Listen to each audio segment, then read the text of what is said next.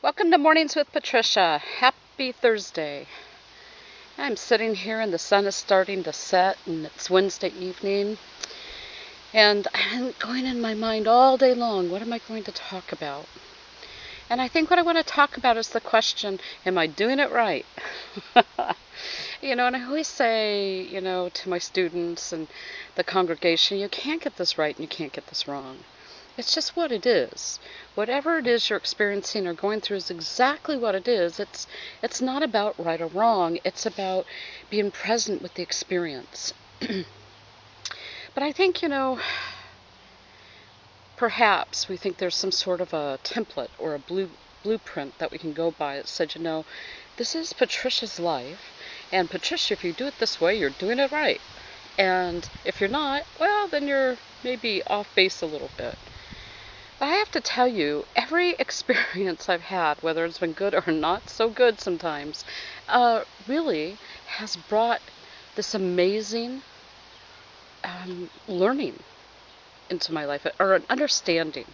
I don't want to really say learning, because it's so much more than that. It's an understanding. People are not going to always act or react as you think they will. Life is not always going to happen as you think it should. You are going to get hit sideways sometimes with things that you can't even imagine.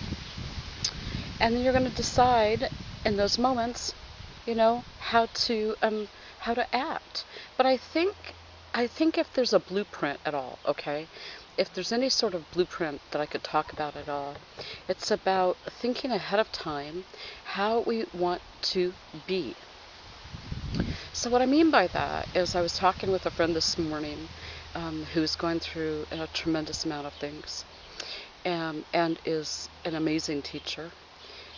And the friend told me, and I know someday this friend will be giving, a talk or doing writings about this, but talking about loving the darkness. And that has just been with me all day long, whether it's people, or situations, or even within yourself, things within yourself. It's about, they said, it was real clear to me that, Patricia, that it's about loving the darkness. And I would agree with that.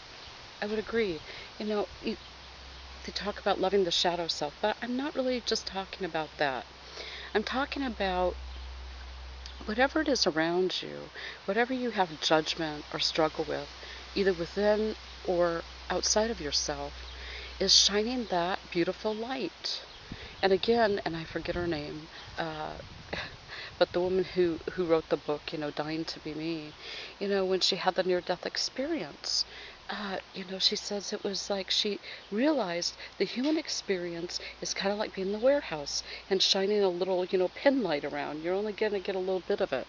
So we don't know what everything is around us and surrounding us. But the one thing we can know is that we can have perfect action by being in our heart space. And loving, loving whatever it is around us, whether it's light or dark, whatever it is. But we can shine that light on the dark places. And I think sometimes for personally, am I doing it right? We come up with a personal mythos. And what do I mean by that? Well, a mythology, I think, of who we are, who we think we are. And so,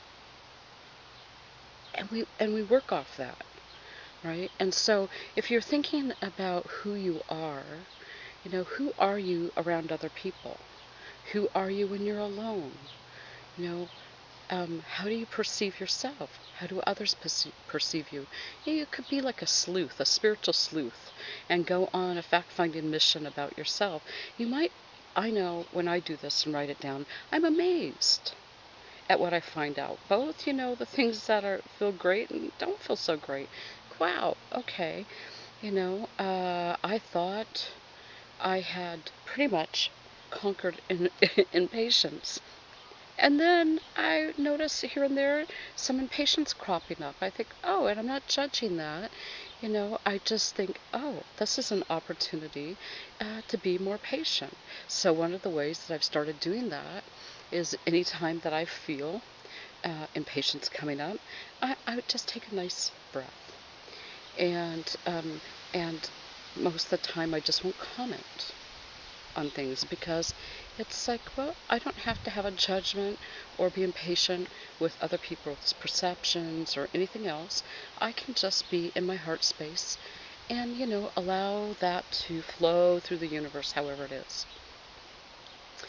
Yeah, I think, at this time in our nation's experience, that might be a really great exercise, not to have to comment on everything, but to take a nice deep breath and, give it some light and love from our heart. You know, uh, I was talking to you the other day about, the appearances, and so, am I doing it right? What makes you think you're doing it wrong? Is it because the way you feel? Are you comparing yourself to other people? Do you think you should be further along the path, right? Because, I always tell students there's no X that marks the spot. You're right wherever you need to be, and there's nowhere to go, and there's nothing to achieve. Have you really thought about that? There's nothing to achieve here. When your life is done, I don't think we get gold stars. I don't think we do. Now, I don't think we're in a big classroom where we get the big gold stars that says, Patricia, you did it. Yay! Good for you. Good girl. Good job. Good job. I don't think it's like that at all. I think we're the ones that look, not in a sort of judgmental way, but we look at what we've done and say, if I'd stayed in my heart space here, that would have looked differently, and we just kind of notice that. But wouldn't it be great if we could do that on this side of the veil? Wouldn't that be lovely? Just to be able to do that on this side of the veil. And just so get to know yourself, right? And when I say get to know yourself, I mean really very intimately. Journal if you like to do that. The next time you do something, rather than judge yourself, ask yourself this question. Now, why did I do that? Not, oh, why did I do that? But no, why did I do that? And look at the actions surrounding whatever happened with you, and you can begin to see, oh, well, I had a perception of such and such, I was feeling such and such, and I responded in such and such a way. And you might begin to notice some patterns of those sorts of things. So when you start to explore, like, why did I do that, rather than am I getting it right, that gives you a lot of information, a lot of material to work with. And that's how I like to think about that. Not as a pass-fail sort of thing here, but hey, I got a lot of material to work with here. And so I do. So I work with that material. You understand? So, yeah, that is very powerful. That is very powerful. If you keep looking for, right or wrong, or, really who you are, it's kind of like chasing the unicorn. Right? It's a mythical, magical creature, and it exists on some level, and we love to adore it, but probably we won't get a sighting of it here on planet Earth. And that's the way I kind of feel about who we are as souls. We have such a limited comprehension, really, of why we're here and who we are and what we're doing, that I think staying with heart-centered things is much more powerful for the process.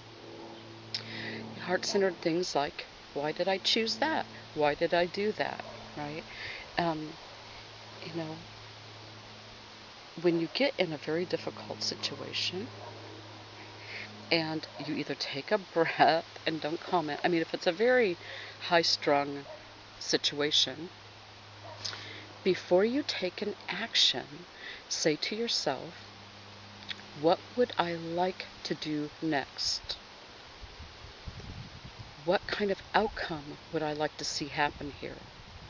So that should be the first one. What kind of outcome would I like to see happen here? And based on what kind of outcome I would like to see happen here, what would I like to do next? Not what should I do, but what would I like to do next based on that outcome? interesting. When you do that, it's a whole different experience, and it leads to some really interesting, um, yeah, mind-blowing experiences. When you think that, oh my goodness, something, could have really went south, and you do that process, it's like, wow, it really turns it around. Why? Because it's a very heart-centered process. And when you're in your heart, then other people stay in their heart. So am I getting it right? Well, I mean, what's the comparables, right? What's the comparison scale for that? You know, some people are getting it really right, some people are getting it really wrong. Well, we can't know that because we don't know if they're here to help others with their behavior. You know, that they are angels walking the earth that doesn't look much like angels. Those sorts of things we don't know about getting it right or getting it wrong. The point is, are you just getting it, right? Are you getting it? Are you engaged in the process? Are you involved in the process? You know, are you ready to do this for yourself? And stop doing your own comparison chart, right? Don't work for the gold stars. Work for the heart feeling. Okay, I think I'm going to leave it there today. So I'm hoping your Thursday is this remarkable, this fantastic, let's see, what's a T thing? Thoroughly terrific Thursday. All right? And, use some of these tools throughout your day. I think you'll see it makes an incredible difference. All right, so 1, 2, 3. Oh my God! I love myself. I love you, and I will see you tomorrow. Bye.